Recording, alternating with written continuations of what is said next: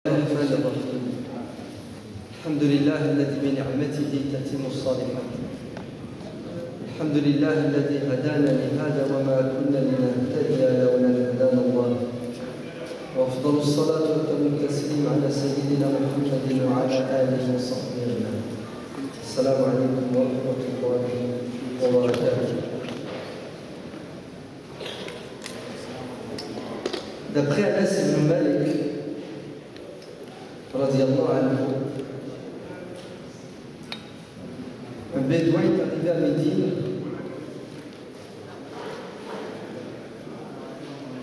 qui entra en contact avec le prophète sallallahu alayhi wa sallam. Et le prophète était réputé pour être quelqu'un de généreux. Ainsi, les gens venaient de toutes parts pour profiter de sa bonté, de sa générosité. Cet homme arriva à Médine et il a demandé au prophète sallallahu alayhi wa sallam de lui donner. Et le prophète va lui donner un troupeau de moutons. Le hadith dit Ghalaman bayna jabalayn, un troupeau de moutons tellement nombreux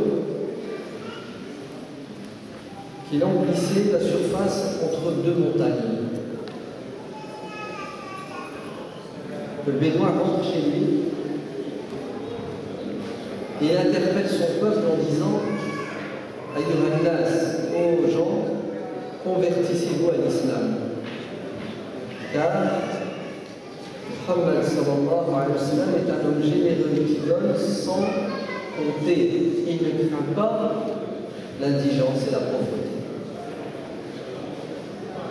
Et d'ailleurs, un autre hadith vient compléter celui-ci en disant que certaines personnes se convertissaient à l'époque du prophète sallallahu alayhi wa sallam, non pas sincèrement, mais uniquement pour profiter de la bonté, de la générosité du prophète. Vous entendez, les gens se convertissaient pour s'enrichir. Ce qui veut dire que la réputation du prophète le devançait. Vite, devenons musulmans, nous on est sûr de gagner de l'argent. Le reste on verra. Et à votre avis, est-ce que le prophète était conscient, oui ou non, que certaines personnes se convertissaient? Mais bien sûr qu'il l'était.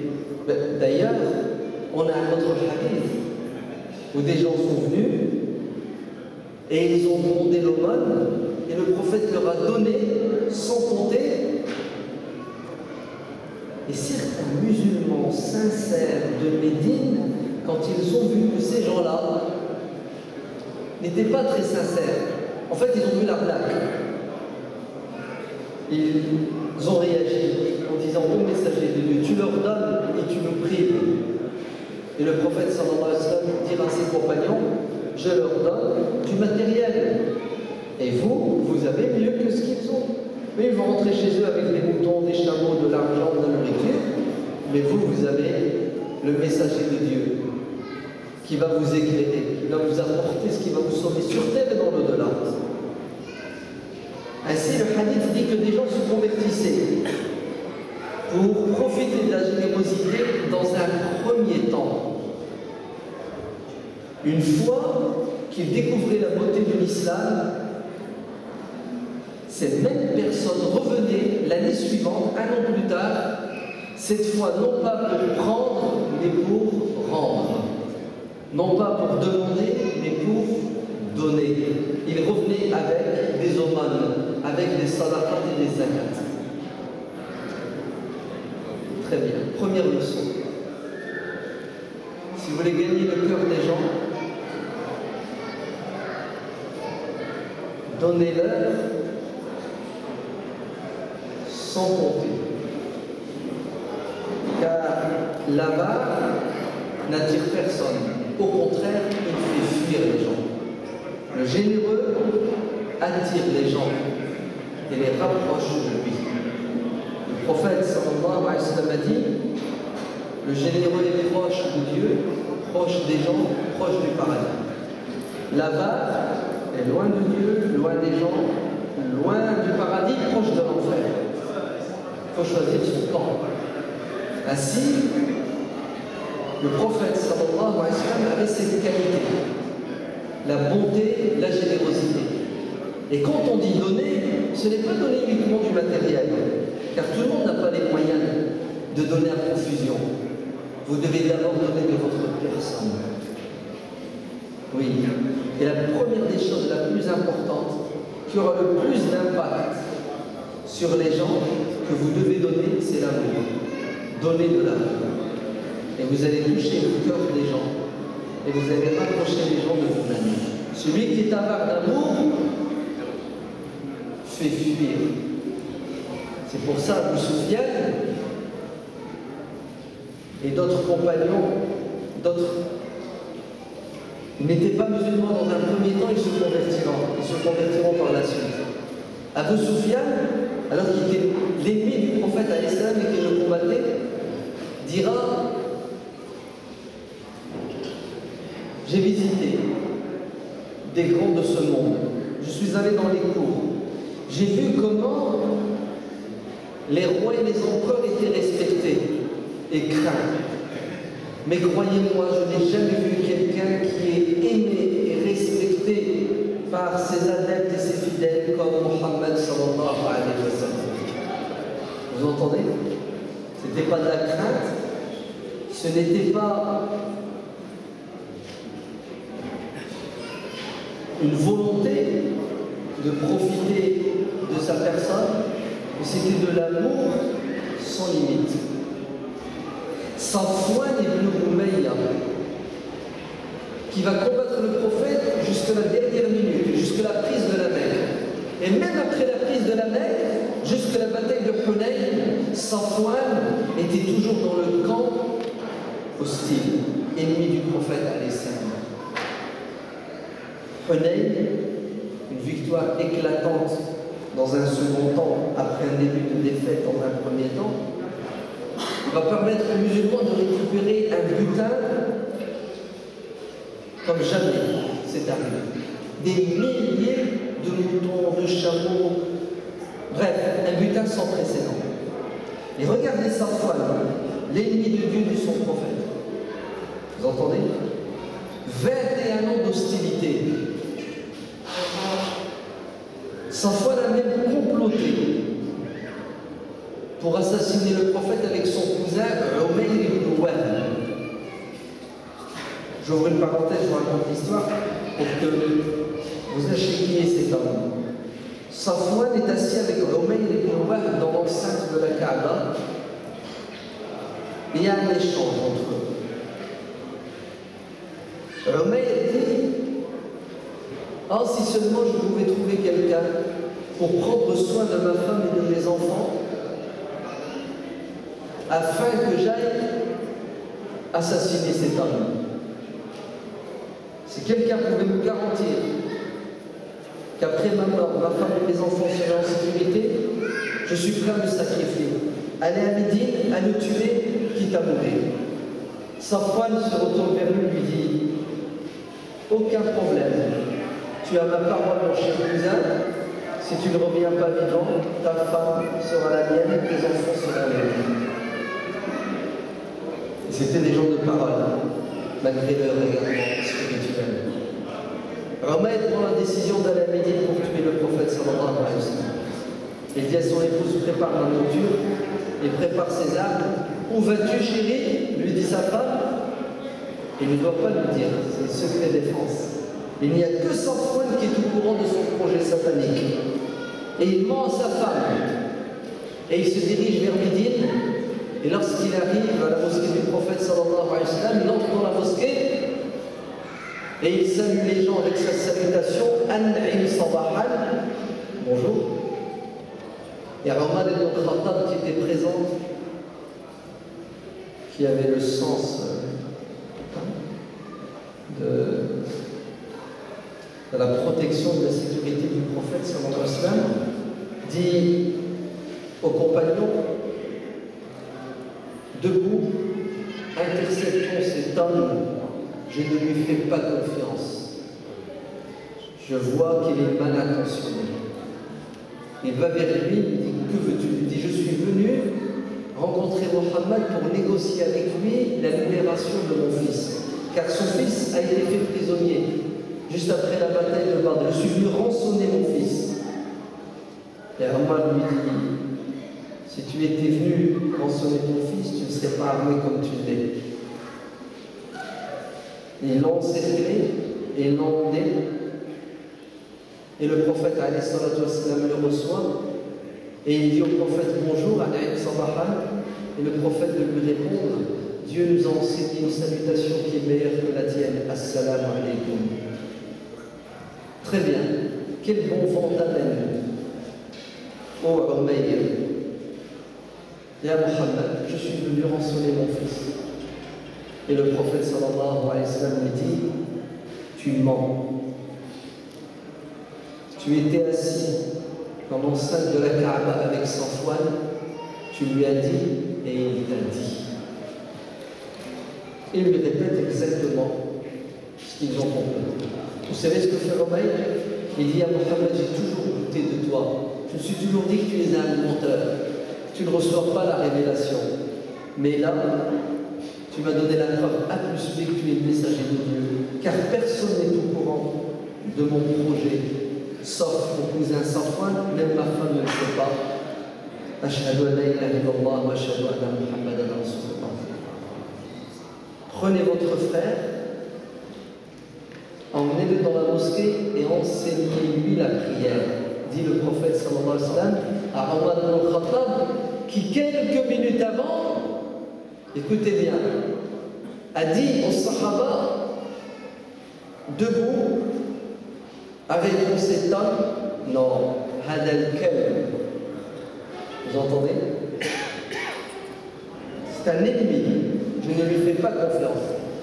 Vous savez qu'est-ce que dit Omar? Il dit quand il a dit la shahada, Wallah, je l'ai aimé. Et en 2 secondes, il est passé du camp ennemi au camp ami.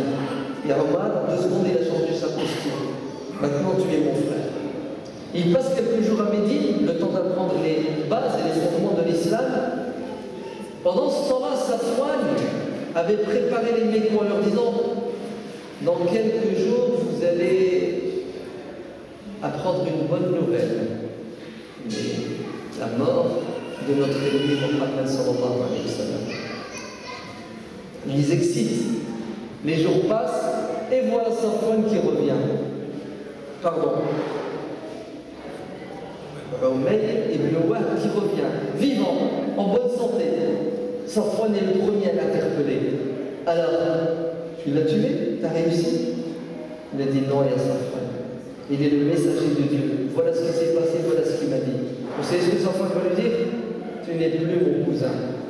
Boycott, à partir d'aujourd'hui, tu es mon ennemi. Vous voyez Safwan? Il avait la preuve, lui ou non, que le messager de Dieu n'est pas un imposteur. Son cousin s'est converti à l'islam alors qu'il est parti tuer le prophète. Il faut vraiment que quelque chose l'ait touché de profond. Lui ou non? Safwan n'a pas voulu se convertir, tellement il avait de la haine. Regardez s'il arrive à Safwan le jour de Hunayn. Lorsque le prophète sallallahu alayhi wa sallam a distribué le butin sans compter, à qui il distribue ces milliers d'ovins et de bovins? À qui il distribue tout cela? À ses compagnons de l'ancienne garde, les premiers convertis, qui se sont sacrifiés corps et âme pour l'islam, qui ont tout abandonné. Est-ce qu'il va donner aux auxiliaires, les Ansar, qui ont accepté l'hostilité de toutes les tribus arabes parce qu'ils ont accueilli et défendu le prophète? Non. Vous savez qui va distribuer tout cela? Aux ennemis de la veille. À des gens qui, il y a encore une semaine, 15 jours, le combattaient. et qui se sont convertis à l'islam récemment, peut-être, écoutez bien, hypocritement pour certains, juste pour échapper à d'éventuelles représailles. Et le prophète sallallahu alayhi wa sallam va les combler de sa générosité. Vous savez pourquoi? Et croyez-moi que ça va être mal compris à un moment donné par certains musulmans. En l'occurrence les Ansar. Les Ansar qui ont vu cette générosité prophétique toucher les ennemis de la veille, ces gens qui ont tué leurs proches à la bataille de Uhud et dans les autres batailles. Et aujourd'hui le prophète leur donne, les Ansar ont été touchés, blessés. D'ailleurs, ils se sont réunis en aparté et ils ont tenu des propos déplacés. Et oui, ça arrive, vous savez, on est des êtres humains faibles. Vous savez ce qu'ils ont dit? Mohammed a retrouvé les siens, les Mekwa Quraishites. Il n'a plus besoin de nous, il nous a abandonnés. On a tout donné, on s'est sacrifié pour lui, pour la religion, et maintenant, il donne à qui? Il donne à ceux qui l'ont sacrifié pendant 21 ans. L'un d'entre eux, responsable, qui s'appelle Sa'd ibn Ubadah, va voir le prophète sallallahu alayhi wa sallam et il lui fait part des propos qui ont été tenus par ses pairs. Et le prophète lui dit à Sa'd, qu'est-ce que tu en penses? Il dit, prophète, je fais partie de mon peuple. C'est-à-dire, j'ai ressenti la même chose et je pense la même chose. Le prophète lui dit, accompagne-moi, je veux les rencontrer leurs parents. Et le prophète sallallahu alayhi wa sallam va tenir ce discours devant les Ansar. Est-ce vrai ce qu'on m'a rapporté à votre sujet? Oui, prophète. Il faut toujours s'assurer quand quelqu'un vous ramène des informations au sujet de quelqu'un. Vous entendez? Car il se peut qu'il se trompe, ou il se peut qu'il déforme les propos. Avant de porter un jugement, assurez-vous que la personne s'est exprimée de cette manière et pense ce que vous pensez d'elle. Attention aux intermédiaires. Oui, prophète, on assume. Et le prophète sallallahu alayhi wa sallam va leur dire, sachez que ces gens-là vont rentrer chez eux avec des moutons, avec des chèvres, avec des chameaux. Quant à vous, vous allez rentrer chez vous avec le messager de Dieu. Si les gens empruntent une route et vous les médinois une autre route, moi, messager de Dieu, vous me trouverez à vos côtés sur le chemin que vous avez emprunté. Eux, ils rentrent avec la dunya, vous allez rentrer avec le din. Vous allez rentrer avec le messager de Dieu qui va vous accompagner dans votre spiritualité, qui va enseigner aux ignorants parmi vous, etc., etc.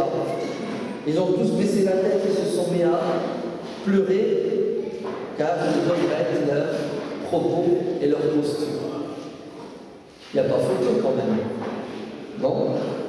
Si aujourd'hui je vous propose 10 milliards de dollars ou la proximité du prophète pendant un jour, vous choisissez quoi? La rencontre et la proximité du prophète, ne serait-ce qu'un jour. Vous voulez la preuve? Dans le Sahih de l'imam Muslim, le prophète sallallahu alayhi wa sallam a dit, il viendra un temps où des gens croiront en moi sans m'avoir vu. Ils auront entendu parler de moi, les livres, les savants. Ces gens-là, écoutez bien, la Légion d'honneur. Regardez ce que le prophète va accrocher sur votre gandola, votre jilaba, dans votre chemise pour les autres. Écoutez bien la médaille que le prophète va vous mettre. Ces gens-là, qui croiront en moi sans m'avoir vu, seront prêts à sacrifier leurs proches et leurs biens pour me rencontrer. Et celui qui a l'amour du prophète sallallahu alayhi wa sallam aujourd'hui, il est prêt à tout abandonner pour aller à la rencontre du prophète. Daniel nous dit, si le prophète aujourd'hui, là, en ce dimanche béni, se trouve à Marseille, on fait quoi? Il n'y en a pas qui reste dans la mosquée, il n'y en a pas qui reste à Massy. Quitte à aller à Marseille à pied, à quatre pattes, en rampant. Oui ou non? On est prêt à tout donner, à tout sacrifier, ne serait-ce que pour juste le voir, le toucher. Ramasser un cheveu du prophète sallallahu alayhi wa sallam qui tombe par terre. Comme l'ont fait les compagnons, tellement ils l'aimaient. Et ils les ont gardés avec eux. Vous entendez? Les compagnons gardaient les vêtements, les chaussures, les cheveux du prophète, tout ce qui lui appartenait, les reliques. Et ils les utilisaient pour se soigner. Oui. Quand quelqu'un tombait malade, il allait voir le soleil. Et elle sortait une chemise du prophète qu'elle gardait précieusement dans un coffre. Et elle l'habillait avec cette chemise en faisant des invocations pour que la bénédiction du prophète le touche. Ou on sortait des poils de sa barbe, de sa chevelure, et on frottait la partie du corps de la personne malade pour qu'elle guérisse, etc., etc., etc.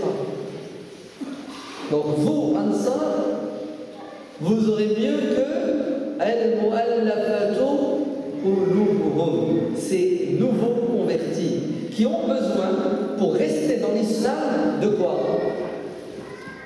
D'un soutien matériel. Vous entendez? Ils viennent de se convertir.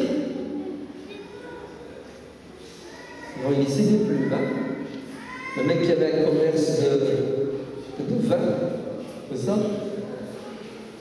Va devoir arrêter. Celui qui a un PME va devoir arrêter. Celui, le proxénète, va devoir arrêter. Oui, oui, quand tu te convertis à l'islam, tout ce que l'islam interdit, tu dois l'abandonner. De plus, il va sans doute y avoir une pression familiale, sociale.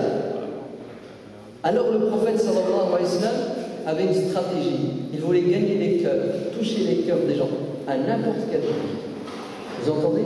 Quelle que soit la somme. Et d'ailleurs, c'est écrit dans le Coran de manière claire et nette. إنما الصدقة للفقراء والمساكين والعاملين عليها والمؤلفة قلوبهم. C'est-à-dire les convertis. Ceux qui viennent de se convertir ou ceux qui sont en passe de se convertir. Gagnent leur cœur avec la générosité. Et tu verras qu'une fois qu'ils auront goûté à la beauté et à la bonté de l'islam, ils deviendront généreux. Deuxième leçon. Le prophète sallallahu alayhi wa sallam, écoutez bien, va donner à Safwan ibn Umayya, l'ennemi de la veille, 100 chameaux. Qu'est-ce que réclame Safwan? Et il en veut un peu plus. Le prophète lui donne une deuxième centaine, 200, lui dit encore 300. C'est combien coûte le chameau? Non, je vais convertir le chameau. En quoi? En voiture. Il lui donne 100 voitures, 200 voitures, 300 voitures. Safwan dit, lorsque le prophète sallallahu alayhi wa sallam m'a donné ce qu'il m'a donné, je le détestais. Il était l'homme que je détestais le plus au monde. C'est clair ou c'est pas clair? Le prophète lui donne alors qu'il a de la haine envers le prophète. Et le prophète ne cessera de me donner jusqu'à ce qu'il devienne la personne que j'aime le plus au monde. C'est impressionnant, non? Et le prophète donne à qui là? Il donne à quelqu'un qui le déteste, à un ennemi, à un islamophobe, c'est ça?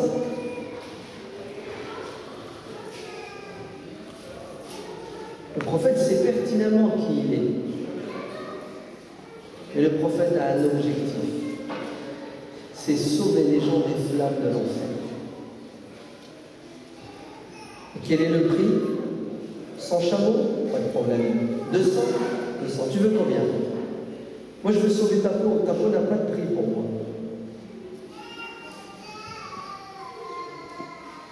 Je laisse le temps de cogiter. C'est ce que ça veut dire. Le prophète vient d'investir des centaines de milliers d'euros pour rapprocher les gens de l'islam. Vous entendez? Non, pardon, erreur. Je reviens sur ce que j'ai dit. Le prophète vient d'investir des centaines de milliers d'euros pour rapprocher une personne de l'islam.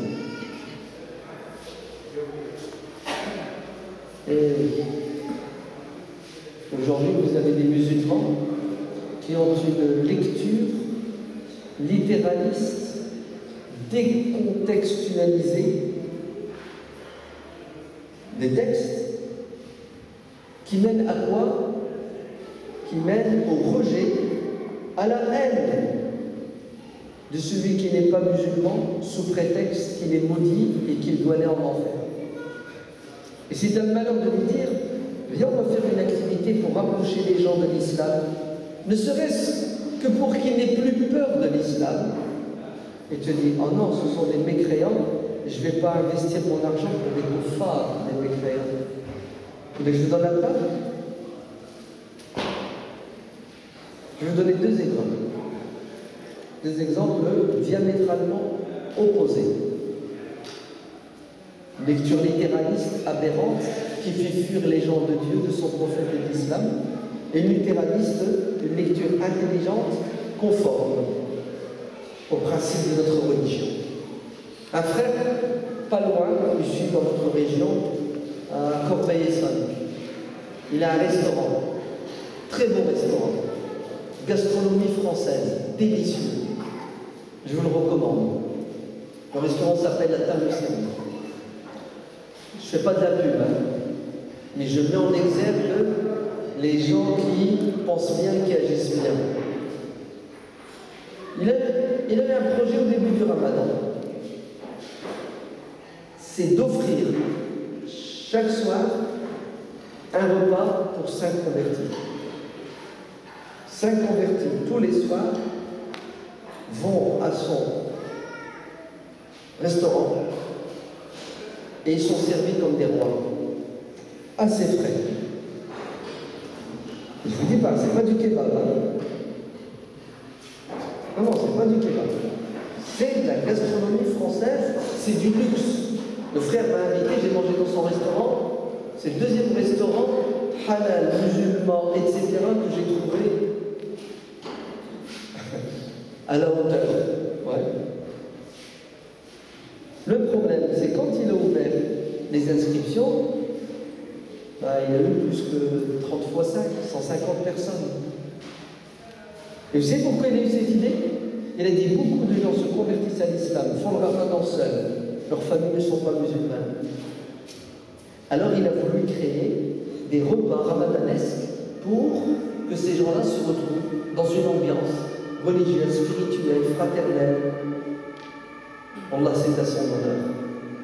Chapeau, je m'incline devant la bonté, la générosité et l'intelligence de cette personne. Oui, lui, il aime son prochain et il veut faire du bien à son prochain. Bravo. Il était débordé, c'est ce qu'il a dit. Il a dit, s'il y a parmi vous des gens qui veulent prendre en charge d'autres personnes, bismillah, on peut aller jusqu'à 10, 15, 20, 30 personnes. Et chaque soir, il ramène un prédicateur, un imam, quelqu'un qui a de la science, pour créer justement à la fois une ambiance hospitalière, agréable et spirituelle. Vous avez vu ce premier cas? Très bien. Regardez le deuxième maintenant, chez nous dans le Nord. Dans le Pas-de-Calais exactement. Les jeunes musulmans d'une association X ont décidé, pendant ce mois de Ramadan, les week-ends, au centre-ville, sur le parvis de la gare de leur ville, d'offrir un sandwich aux affamés, aux déshérités, aux SDF, aux pauvres, aux nécessiteux, aux gens qui sont dans le besoin. Et vous savez comment ils ont appelé l'opération? Une merguez, s'il vous plaît. Une merguez. Un sandwich, s'il vous plaît. Un sandwich, s'il vous plaît. Vous savez, les SDF, tendent la main, ils disent 1 euro, s'il vous plaît. Et oui, ils ont appelé ça un sandwich, s'il vous plaît.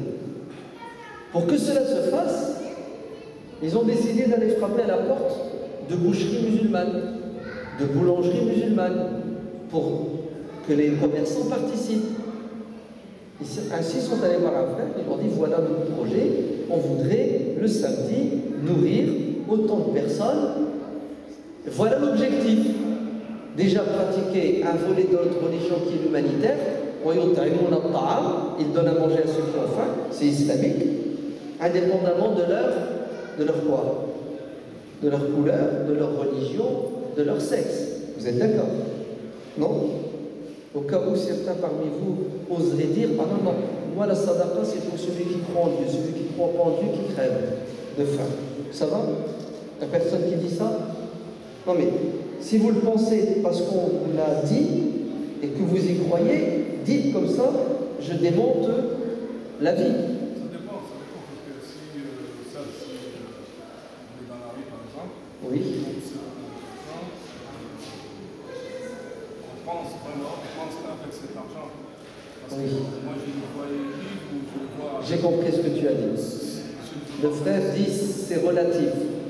Il y a quelqu'un qui m'accoste dans la rue, qui me demande de l'argent, alors que c'est un ivrogne. Si je lui donne de l'argent, il va acheter de l'alcool avec. Donc je ne vais pas lui donner de l'argent, etc. Mais ce n'est pas ce que j'ai dit. Écoutez bien quand je parle. Je viens de vous dire, quelqu'un a faim, est-ce que tu lui donnes à manger? Et avant de lui donner à manger, tu lui poses la question, t'es musulman ou t'es pas musulman? Tu bois de l'alcool ou tu bois pas d'alcool? T'adores Dieu ou une vache? Tu lui donnes à manger. D'accord? Au cas où on vous aurait dit non. Et la preuve que c'est ça notre religion, c'est que lorsque Dieu dit dans le Coran donner à manger, il ouvre pas une parenthèse en disant donner à manger à un musulman. Regardez, innama sadaqatu lil fuqara wal masakin. La sadaqa, la zaka, la générosité. Elle doit toucher qui? Le fuqara wal masakin. Est-ce qu'il y en a ici qui comprennent l'arabe? Fuqara, ça veut dire quoi? Pauvre. Et masakin, ça veut dire quoi? Pauvre. Alors, est-ce que c'est possible que Dieu se répète? Est-ce que c'est possible que Dieu dise donnez la sadaqa aux pauvres et aux pauvres? Bah, 10 pauvres nécessiteux, c'est la même chose, un bonnet blanc, blanc bonnet. Ouais, c'est un... Donc, non, le Coran ne se répète pas. C'est pour ça, regardez ce que disent les savants. Al-Fuqara, les pauvres musulmans, Al-Masakin, les pauvres non musulmans. Et oui. Vous entendez? La preuve. إنما نطعمكم ويطعمون الطعام على حبه كسا مسكينا ويتيما وأسيرا. Cette sourate, la sourate Al-Insan, là où Ad-Dahr, le temps, est mécoise, a été révélée à l'âme. Vous me suivez? Très bien. À la Mecque, il y avait des musulmans et des non-musulmans.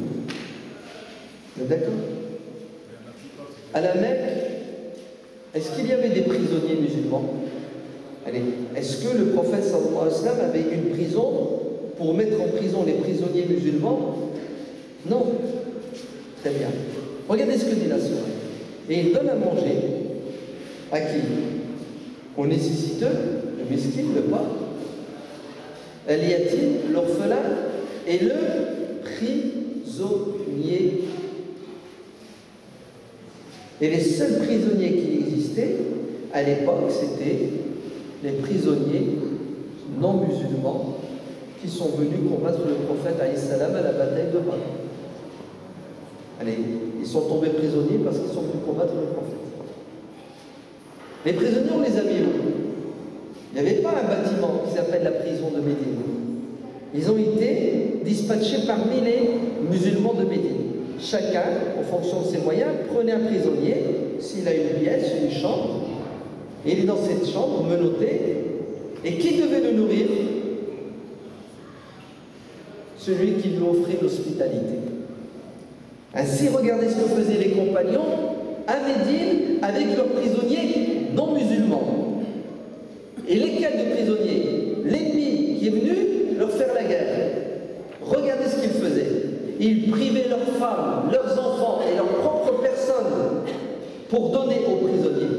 Parce que le prophète sallallahu alayhi wa sallam leur a dit: soyez généreux avec votre prisonnier. Et Dieu révèle le verset. La sourate fait allusion à cet événement. Et ils donnent la nourriture alors qu'ils sont dans le besoin. Ils la veulent, cette nourriture. Et la donnent à qui? L'orphelin, le nécessiteux et le prisonnier qu'ils ont chez eux. Vous voyez, même l'ennemi, prisonnier, tu prends soin de lui. Il a des droits. Regardez ce qui va se passer chez nous dans le Nord. Les jeunes de l'association interpellent un boucher et lui disent: voilà, on voudrait tous les week-ends nourrir pendant le mois de Ramadan des gens qui ont faim. Vous savez ce que va lui dire le boucher? Il va dire: oh, moi je ne participe pas, je ne donne pas. Pourquoi? Parce que c'est le Ramadan et vous allez donner à manger aux gens pendant le Ramadan et c'est interdit de manger la journée pendant le Ramadan. Waouh! Ça va, vous avez entendu?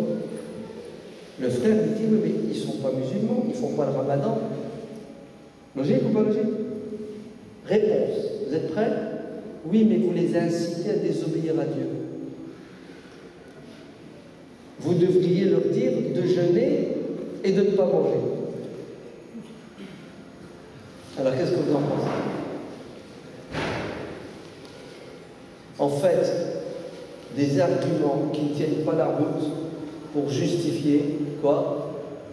Pour justifier sa volonté de ne pas participer. Je ne vais pas dire son avarice, hein, parce que peut-être que le frère il est généreux, mais en tout cas, cette action n'a pas l'air de lui plaire, alors qu'elle est quoi?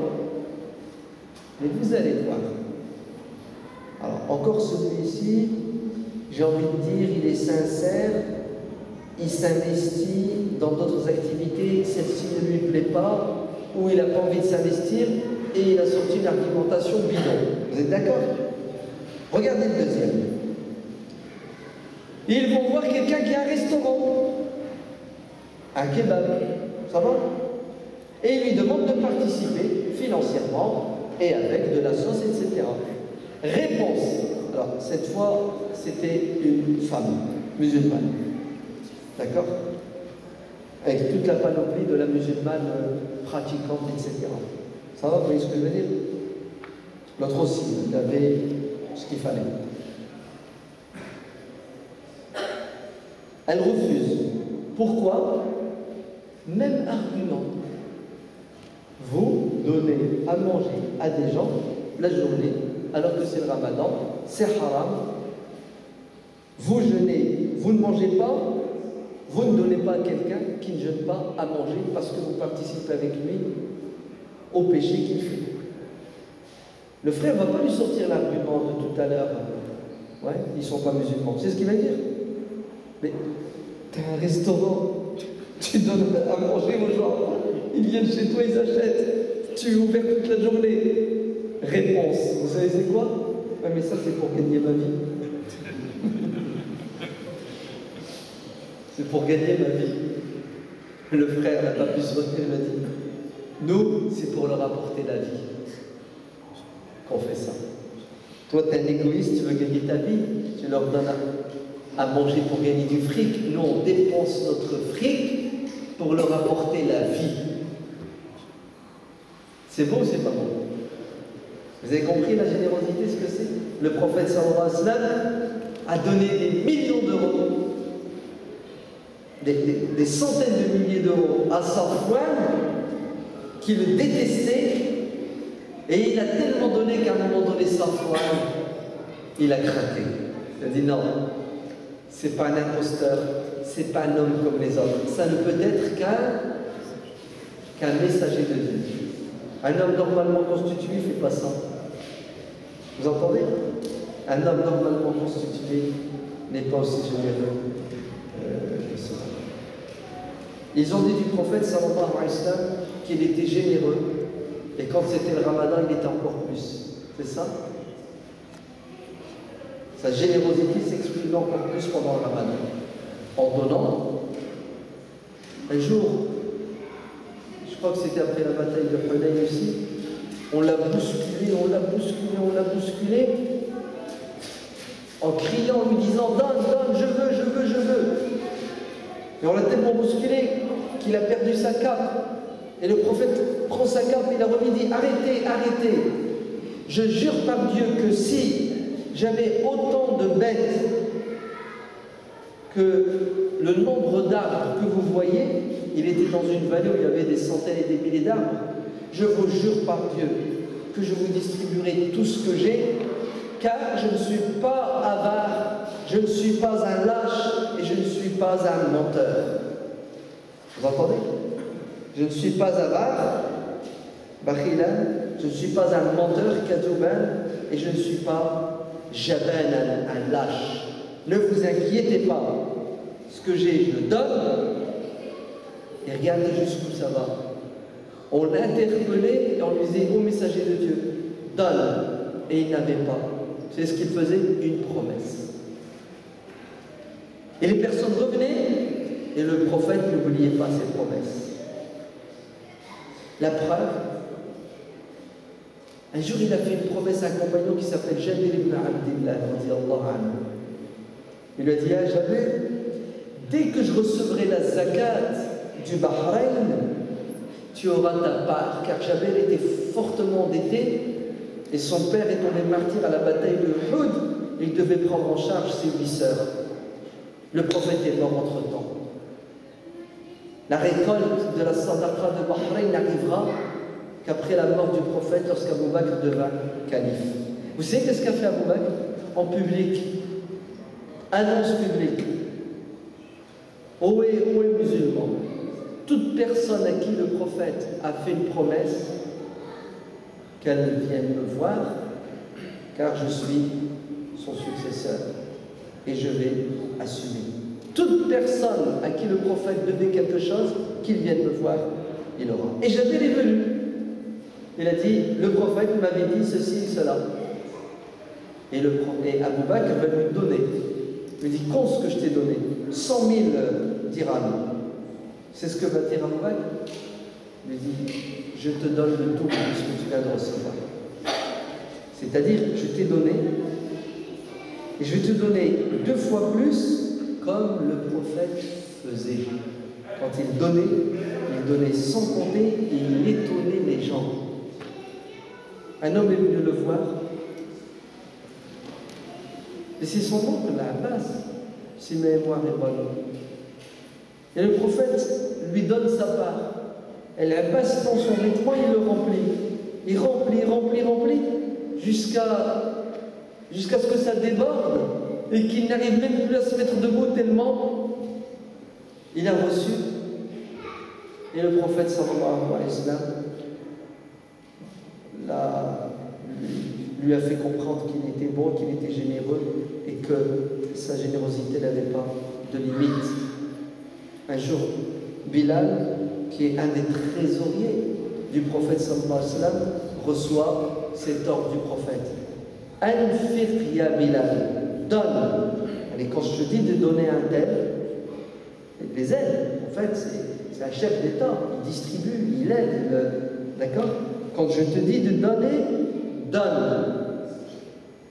Wala takhsha min dhil arshi iqlala.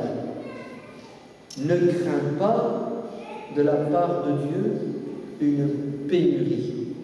Mais donne, Dieu nous donnera. N'est-ce pas?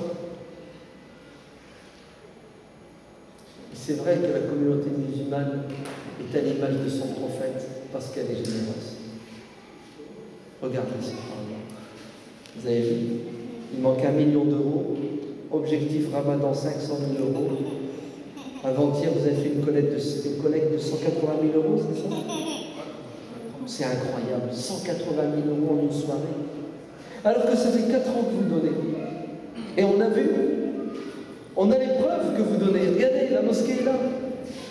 C'est vrai qu'il manque 1 million, mais vous avez déjà donné 4 ou 5 millions, je ne sais plus. Comment vous faites? Je sais comment vous faites. Vous avez la foi. Et vous savez que ce n'est pas perdu. Vous savez que lorsque vous donnez, ça ne diminue rien en votre portion. Oui, vive l'islam, qui a fait de vous des musulmans généreux. Avant-hier, dans une mosquée, juste après la prière de Jumu'ah, le responsable appelle les fidèles à donner pour Gaza. Vous entendez? À donner pour le peuple palestinien qui est en train de souffrir le martyre. Au moment où je vous parle, ils sont en train de ramasser les corps dans le quartier de Shuja'iyya à Gaza. Quand j'ai quitté Jazeera, il y avait déjà 60 morts. 60 morts. En fait, il y en a beaucoup plus. Ils vont en avoir à peu près 150, 200 ce soir. Parce qu'ils bombardent à une fréquence qui ne permet même pas à la personne de se mettre debout pour se sauver. Avec toutes les armes possibles et inimaginables. Les armes américaines. D'accord? Données en sadaqa. Tiens, les Américains aussi, ils sont généreux. Ils sont d'une générosité sans précédent. Les impôts des Américains, écoutez bien, une partie des impôts du peuple américain va pour financer l'armée sioniste qui massacre les Palestiniens. Ce n'est pas 1 milliard, ce n'est pas 2 milliards par an de dons, des dons, sans arrêt jahiliya pour l'enfer, que les Américains, que le gouvernement américain donne à l'État d'Israël qui est en train de massacrer avec les armes américaines le peuple palestinien. Dans cette mosquée, avant-hier, vendredi, appel au secours, le peuple palestinien vous interpelle, musulmans, il a besoin de boire, de manger, de se soigner. 20 000 euros d'un coup. 20 000 euros. Subhanallah. On est une communauté qui donne sans compter, parce que nous avons un Dieu qui donne sans compter. Et nous avons un prophète qui a donné sans compter. Continuez sur ce chemin, c'est à votre honneur. Vive l'islam, vive les musulmans généreux. Que Dieu vous bénisse et vous protège. Je vais m'arrêter ici parce que vous avez votre dose quand même. Vous avez bien mangé aujourd'hui. Ouais. Je suis allé chez Taïe el-Chouref, le cher dont je ne connais pas le nom juste après. Pitié, non? Vous êtes rassasié? Non, vous avez faim et soif. N'ayez crainte. C'est dans un quart d'heure, c'est ça? Combien? Il est quelle heure?